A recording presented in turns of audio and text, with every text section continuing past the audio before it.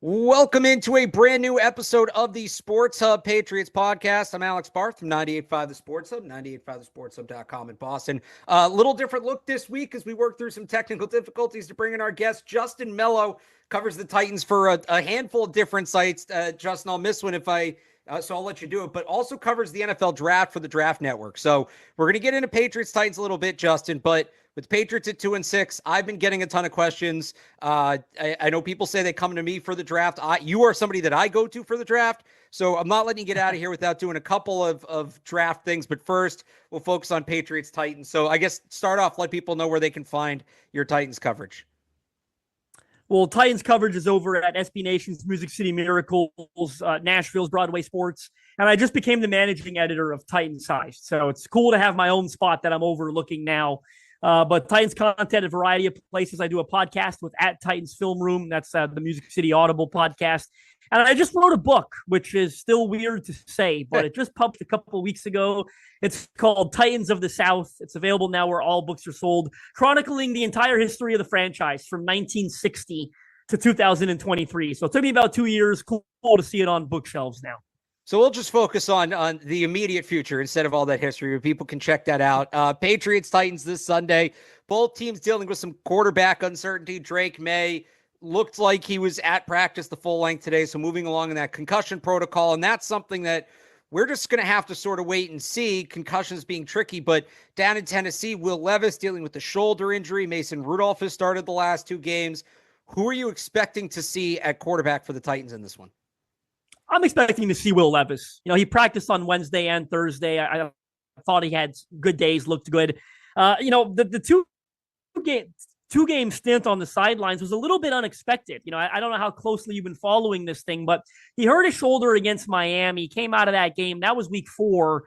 They had a week 5 bye, and he played in week 6 against the Colts. They said all week he's good to go. Didn't play well in that game. Hasn't really played well most games, but he said after the game, the shoulder was bothering me a little bit. And that kind of surprised everyone because the staff said all week they felt he was healthy to go. He says that, and then he doesn't play the next 2 games. So, I don't know if they kind of undersold the injury or what, but it certainly feels like a 2-game stint on the sideline now was more than enough time to heal it up. As poorly as he's played, they've consistently said, and I believe them, he's the starting quarterback when he's healthy. This season is about finding out whether he can be a guy they can build around or not. They're not going to pull the plug on him at 1-6 to play a 29-year-old Mason Rudolph, who they know is not the future answer. So if Will Levis is healthy, and it looks like he is, he'll be the starting quarterback on Sunday. What's been wrong with Will Levis this year? Like, I was never a big Will Levis guy. I thought he was way overhyped in that draft. Did get... you see every once in a while it pops up like a good deep ball from him, but it just seems like he's regressed this year. Is that fair to say? He has regressed this year. I think he played a lot better last year than he did this year. And I think what's really concerning about that is the supporting cast this year is a lot better. Like, I think the Titans did a pretty good job in the offseason. Like, they draft a left tackle, 7 overall, who's playing really well, by the way, in J.C. Latham. They give Lloyd Cushenberry $50 million in free agency to be the center. They've hit on him. They go get Calvin Ridley and Tyler Boyd in free agency, Tony Pollard. This was a good supporting cast they gave Will Levis this year. And they fired a head coach who they thought was kind of stuck in his ways, run first guy in Mike Vrabel. They go get Brian Callahan, sort of a self-proclaimed QB guru. So it's tough to swallow that now Will Levis looks worse this year than he did last year. What's gone wrong? It's hard to say. Like, you watch the tape, and I have. Guys are open. Like, the design of the offense looks good. They're scheming guys open. He's not going through his progressions well. Everyone thinks the offensive line is so bad. It's not great, but it's not as bad as the numbers are. He's drifting into pressure. He's got no pocket presence. He's holding on to the ball, not playing with confidence, second-guessing himself, not letting the football go when he should be. It's not coming out on time and on schedule. It's really hard to wrap your head around, but he certainly regressed from the version that we saw for 8 or 9 games last year. And you mentioned Calvin Ridley, and I know it's kind of been in the media. He's been not the happiest with his role. Obviously, if you're running open as a receiver, you're not getting the ball. I can see that being frustrated. He was somebody that was followed very closely here in New England, and the Patriots are one of the teams went right down to the wire. They're bidding for him. And some Patriots fans look at what's happened this year in Tennessee and said maybe they dodged a bullet. Others have looked at the production he has put up and lamented the fact that he didn't come to New England. Has his signing been viewed as a success, a failure? How is he viewed in Tennessee? Well, it's hard to say it as a success when the numbers are so poor right now, but I will say, Patriots fans are probably hoping I'm going to say they dodged a bullet, but the tape really tells you he's always open. Like, he looks explosive. He's running great routes. Like, he looks like the $92 million receiver, which is the kind of money they gave him. They just haven't got him the football. Like, you watch this, especially with Will Levis under center. Again, not going through his progressions in a timely fashion. The ball's not coming out when it's supposed to. And Ridley, he's had 3 or 4 drops. He's got to own some of this blame. But look no further than this past Sunday. Mason Rudolph, a veteran quarterback under center, one who, no, he's not great, but he does play within the structure of the offense, and he is getting the ball out when he's supposed to. Calvin Ridley has 10 catches for 150 receiving yards in that game. He had more than 100 yards in the first quarter. Like, that's the version they thought they were getting, and maybe that's the version they would be getting if they had better quarterback play. But the fact of the matter is they've probably had the worst quarterback play in the NFL this season, and it's had a trickle effect to everyone on offense, Calvin Ridley included. How about the run game? The Patriots have struggled to stop the run. You mentioned they invested in guys like Tony Pollard. Tajay Spears has had some success as well. This is where the Patriots have gotten gashed. With the backup quarterback, are they going to lean more on the run? And what's the run game looked like this year? Well, Tony Pollard's probably been their best player on offense. He's just been consistent. He's a weapon on the ground. He looks like the Dallas Cowboys version. Remember when he was sharing the backfield with Zeke and we were all wondering why he wasn't getting the majority of the touches? Like, that's the version. Last year coming off the injury, he was slowed down a bit, but he looks like he's gotten past that. He's been a really good, productive player for them this year. It'll be interesting to monitor. I don't know if you've seen the injury report, but him and Tajay Spears have been absent both days, Wednesday and Thursday. Spears has been banged up all year, just really hasn't had a chance to stay on the field and be productive. But something to watch for Patriots fans. They've missed Pollard and Spears at consecutive practices now.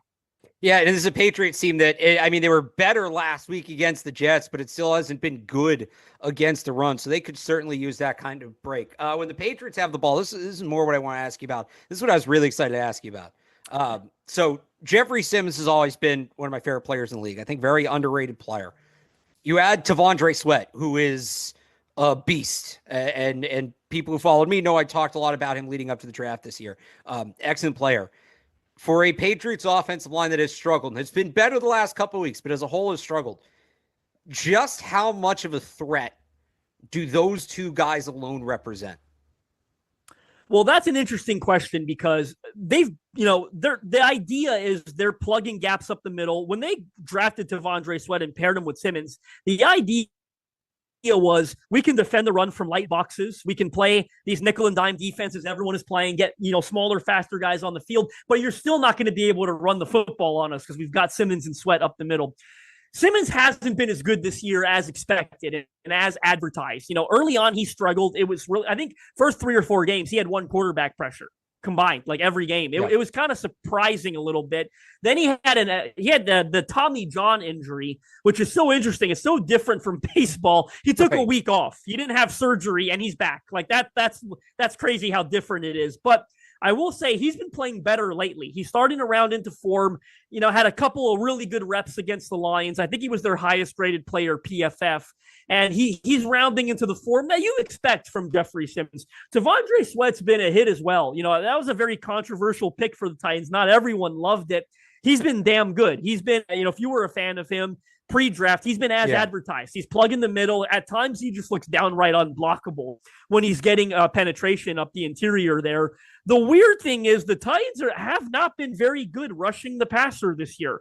That's maybe a saving grace for the Patriots. When I say, Jeffrey Simmons hasn't been quite his full self as a pass rusher, T'Vondre Sweat, as good as he's been, he's still more of a run stopper than a pass rusher. And then they've only got 1 edge rusher in Harold Landry. Like, Arden Key had a good game this past week against the Lions, but he was borderline invisible first 4 or 5 weeks of the season. And Landry, in truth, I'm a big fan of the player, but the truth is he's not an elite one-on-one winner. He's not someone that's just going to beat you, smoke you off the line of scrimmage. he's a bit of a second effort player. He needs you to hold on to the ball a little bit longer. Now, people say, oh, there's some luck. I don't think there's luck into that. Harold Landry's had a lot of sacks in his career as a second effort player. He knows how to get to the quarterback, but he's not going to beat you clean off the line like a TJ Watt or a Bosa. You know what I mean? So yeah.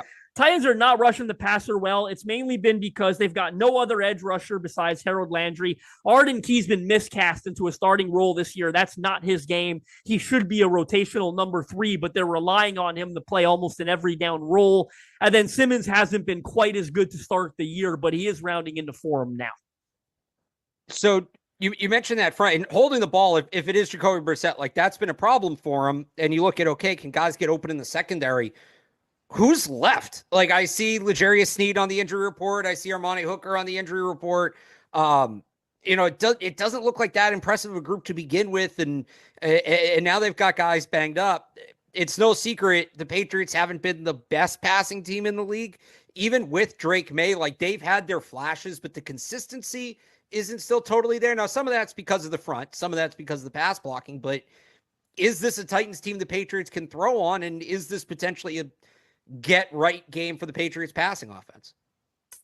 It could be this week due to the injury report. I would argue when they're all healthy, they've got a hell of a group in the secondary because they've got L'Jarius Sneed. They got Cheeto Awuzie as well. He's on IR, though. And then in the secondary, they got 2 good starting safeties in Amani Hooker and Quandre Diggs. And then they've got a really good nickel corner in Roger McCreary. Thing is, a bunch of them are banged up, and I don't think Sneed is going to play this game.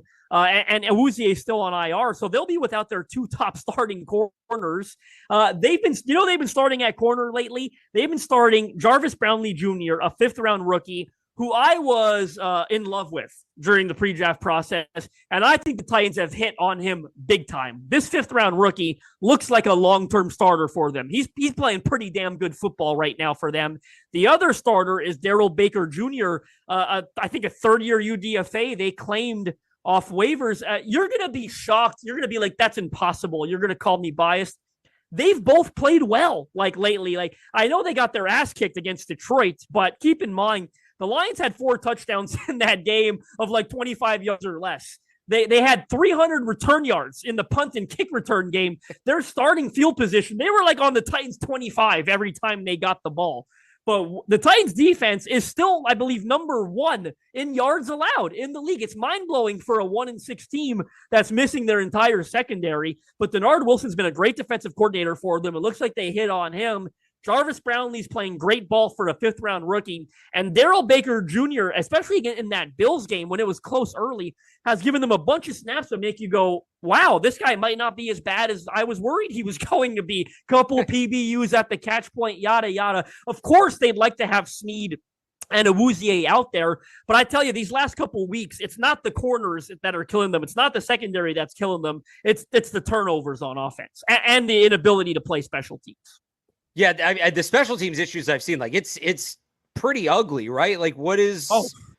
And it's I saw something today. Like they have the worst punt coverage unit I think in the NFL, right? Oh yeah. It's been historically bad. I mean, they had punt blocked in the first 2 games, right? First 2 games of the season, they had punts blocked in consecutive games. That almost never happens. Then they've given up a ton of returns. And then against the Lions, they give up like a 60-yard kick return and a 90-yard punt return. It's embarrassingly bad. It's one of the worst special teams units I've ever seen. There's been a lot of pressure for the head coach to fire the coordinator. He's sticking by him for whatever reason. He's a first-year special teams coordinator, an inexperienced guy.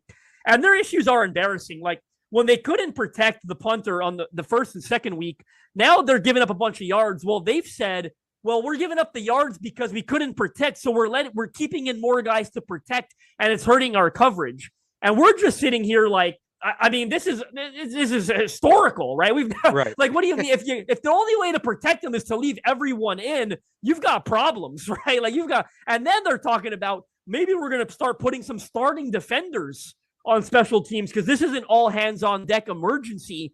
And it's like, guys, what, like red flag, like this is stuff we've never heard of before on special teams. So yeah, it's a historically bad problem, and there's no indication that it's getting better.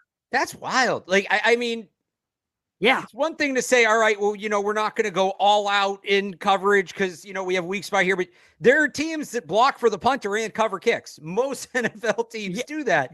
I mean, they can't figure it out. People are annoyed around here. The Patriots, so they allowed a 96-yard punt return touchdown against the Jaguars in London, and that should never have happened. Like, that was a busted play. And then last week they allowed a 40-yard return, not for touchdown, just 40-yard return to Tayshaun Gibson. He only got the ball to midfield. It was a good punt. And people are losing it here, not losing it here about that, but like that's been seen as are the special teams starting to backslide? It was, good the first few weeks, and now they're struggling. And what's going on? So maybe the real, I asked you before, is this a get right game for the Patriots offense? Maybe the real get right game is for the Patriots special teams unit. Oh, it very well could be. They haven't figured it out. It's a disaster. They've given up like 415 yards, I think, in the punt return game. Jeez. Keep in mind, they've had a bye already. No other team has given up 300, and they're at like 412. Like they're one of the worst special teams units I've ever seen in my 20 years watching football.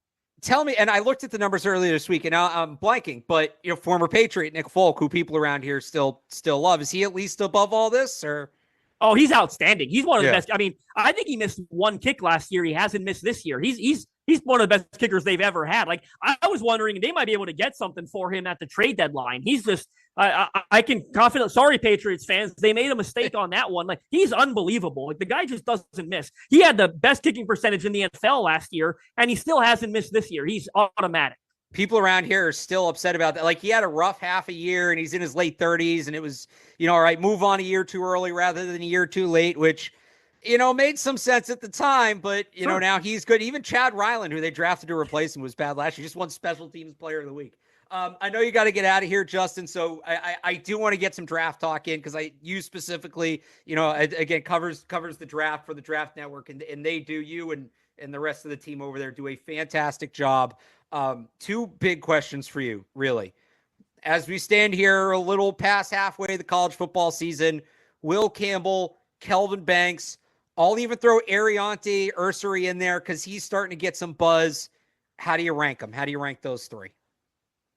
I think the big concern on Campbell and Banks for me, and you've probably heard this already, but everyone you talk to seems to be like 50-50 that they're going to be guards. Like, there's just, I feel for the Patriots because certainly, they've got the top 3 potential pick. They've got the quarterback in place. We know the struggles they've got. They would love to just sit there and take a tackle, 2 or 3 overall, and forget about it. But there's a real chance that both those guys are going to be viewed as guards at the next level. This is not as straightforward as I think we thought it was going to be in like June, July. Sorry to cut you off, but like Campbell, I get, like, there's questions about his arm length, and you can physically see that. And under 33 inches, like most guys play guard. Understood. Kelvin Banks seems physically built, ideally, to play tackle. I've seen some people say maybe he's too short at 6'4", but I've also seen some people say Will Campbell's too tall at 6'6". So, like, where does the guard talk come from with Banks? I really haven't seen a good defense of it. It seems to mostly just be like, oh, well, he looks like a guard to me. Well, the height thing has come up in some of the conversations I've had, and I don't know that I necessarily agree with this, but I had a scout last week tell me I like him in a phone booth. I don't know that I'm going to be able to trust him out there on the edge on an island. I think he's a phone booth guy. I think he's a great run blocker. You get him in the interior, and that's where I like him. So I had a scout say that last week, but pretty consistently across the board, I've heard the guard thing is a very real possibility for both of them. I'm so glad you threw Ursary's name into that mix. I just had him go like top 6 or 7 in the mock draft I dropped on the Draft Network on Sunday evening. I think there's a non-zero chance that he's the best natural tackle in this class. There are no questions with what position he's going to play. Like, I think he's a left tackle at the next level. And I think there's a non-zero chance that he is the best pure tackle prospect in this draft. Okay, so the best tackle in this draft, but everybody looks at last year, and you had Joe Alt, who was like plug and play, right? And Will Campbell and Kelvin Banks were kind of advertised as, day one, that's your blindside blocker, you're set. Is Ursary, is he a day one NFL left tackle? I think he can be, yeah. I don't know that he's going to rise all the way up there. Is he 3rd, 4th, 5th overall? I'm not there yet, but I think I think he's a first-round tackle, no doubt about it. How high he goes. It was a shame, though, Ohio State kid, by the way. He had the season-ending injury. I thought he was coming on really strong and was kind of entering this conversation. There's the kid at Oregon, I think deserves a bit more buzz than he's getting, Josh Connerly Jr. Have you seen this kid at Purdue? I think he's really freaking good, and people are not talking enough about him. I really like the Purdue guy. I'm starting to see some second-round buzz on him. I'm wondering if he can go even higher than that. Again, we're talking to Justin Melo, right? Last one. Some Patriots fans right now, the dream scenario, because they need a receiver too, is can you get McMillan, trade back a little bit if they end up 1-2 in the draft, get McMillan, then move back up and get Ursary. What are your thoughts on McMillan? And do you think if the Patriots end up in the top 3, there would be a way to double dip on those two guys? Yeah, I mean, look, Ursary right now, if you're kind of paying attention to the consensus, it's like 25, 26 overall. I do think there's a chance he goes significantly higher than that. But if that's the range he ends up in, then yeah, the Patriots, why can't they trade back? I don't think McMillan's going to go as high as people think. I don't think he's going 2, 3, 4 overall. So absolutely, if they end up in that range, they could trade back, still get McMillan. And then if Ursary does stick in that 2025 range, move back up. If they're trading back, they're going to have the ammo to come back up, right? That's certainly a possibility. And then I think there are some tackles alternatively that might be there at the top of the second round. Some of those guys we just talked about, a Connerly, a Simmons, who's now dealing with the injury at Ohio State, the Purdue kid. I know he's a right tackle, but Emory Jones, LSU, maybe he's there at 34, 35 overall still. So they're certainly going to have options. And hey, don't sleep on the fact that maybe you take Travis Hunter at 2, 3 overall, and you're still getting your tackle at 35, right? I think that's a very real possibility as well. Well, so just here, why don't you think McMillan's going to go as high as he's projected right now? I think Hunter is going to be the first receiver drafted. I think we're going to see a lot of those edge guys taken early as well. I think Jalen Water from Georgia is going earlier. I think Pierce is having a much better year than people realize. I still think Michael Williams, I'm high on him. I think Hunter is going to play receiver, so I've got him at receiver 1. Quarterbacks always play a role in this. Like before we know it, we just named 8, 9, 10 guys that could go before McMillan do. So I don't think he's going, and we're like Jamar Chase went 5th overall, right? Like I don't think we're talking about that caliber of prospect when we talk about McMillan. I'm very intrigued. I think prototypical X tendencies, but no, I don't think we're talking about the 2nd, 3rd, or even 4th overall pick in the draft. You see mocks where he's going 2021. Not that I put a lot of stock in that, but I certainly see a scenario where it's as late as in that 10 to 16 overall range. Not so much Patriots taking him at 2 or 3. He's Justin Melo. Remind the people where they can find your work. Follow me on X, Twitter at JustinM_NFL. You don't got to be a Titans guy to follow me, as Alex knows here. I report on a lot of pre-draft visits, a lot of Patriots breaking news, February, March, April. Hey, they had this guy inside the building for a top 30 private visit. Guys they're interviewing at the All-Star games. Go get the new book. You're probably not a Titans guy if you're watching this, but Titans of the South is available now where all books are sold. Amazon, Barnes & Noble, you name it. And there's a lot of NFL history in there from 1960 to 2023. AFL, merger in 70, all that good stuff. So really proud about how it came out. Justin, thanks for joining us today. Pleasure's all mine as always, Alex.